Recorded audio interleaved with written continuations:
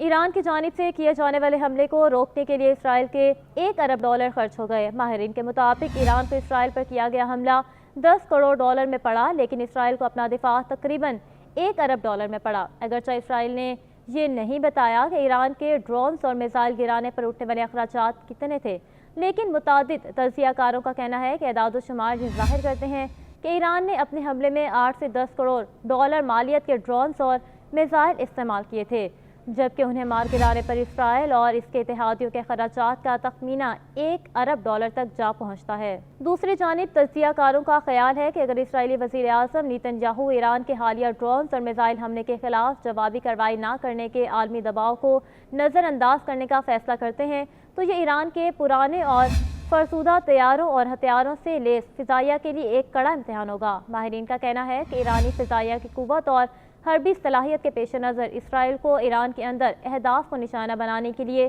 بہت کم دشواری کا سامنا ہوگا،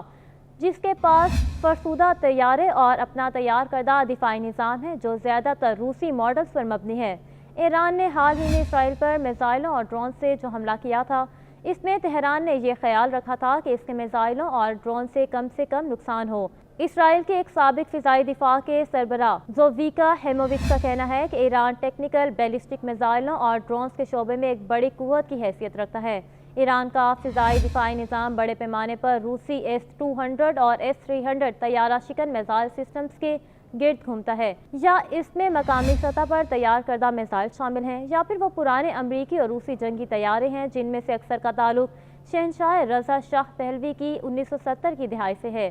ہیموویچ کا کہنا ہے کہ اسرائیل کی فضائیہ جدید ہے اور اس کے لیے ایران کے فضائی دفاع سے نمٹنا چیلنج نہیں ہوگا۔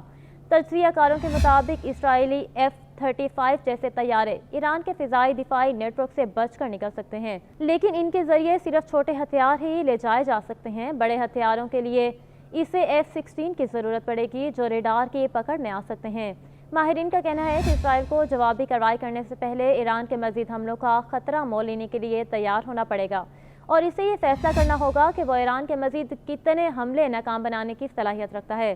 دفاعی ماہرین کہتے ہیں کہ اسرائیل کو یہ ذہن میں رکھنا ہوگا کہ وہ ایران آئندہ کے حملوں میں اپنے میزائلوں اور ڈرونز میں سے مزید خطرناک ہتھیاروں کا انتخاب کر سکتا ہے، جس کے پاس ایک اندازے کے مطابق کم از کم 3500 میزائلوں اور ڈرونز کا ذخیرہ موجود ہے، جن کی تعداد مزید کئی ہزار تک ہو سکتی ہے۔ اسرائیل کو جوابی کارروائی کے بعد ایران کے مزید حملے روکنے کے لیے اپنے جدید دفاعی نظام استعمال کرنے پڑیں گے،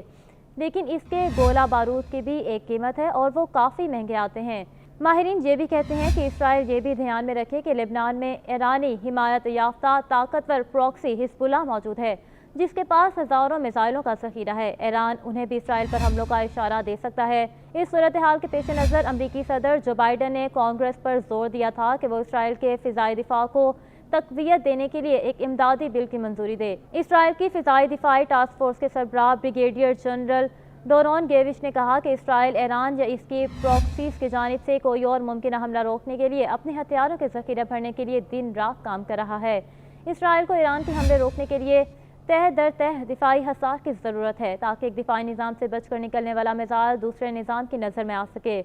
بریگیڈیئر جنرل کا کہنا ہے کہ اس کے باوجود ہم یہ محسوس کرتے ہیں کہ ہمارے پاس اپنے اتحادیوں کی جانب سے اور خاص طور پر امریکہ کی جانب سے ضروری سپلائی موجود ہے۔ اسرائیل کی فضائیہ کے ایک ریٹائرڈ جنرل اور ملٹری انٹیلیجنس کے سربراہ آموس یادلین کہتے ہیں کہ اسرائیل حملوں کو پسپا کیے بغیر اور خطرے کو ختم کیے بغیر نہیں بیٹھے گا۔ ان کا مزید کہنا تھا کہ ایران ہی ایسا واحد فریق نہیں ہے جو جانتا ہے کہ اسرائیل پر کس طرح حملہ کرنا ہے، لیکن اسرائیل کے پاس بھی حملے کے بہت سے آپشنز موجود ہیں۔ ایسا نہیں ہوگا کہ ایران حملے کرتا رہے اور اسرائیل صرف اپنا دفاع کرتا رہے۔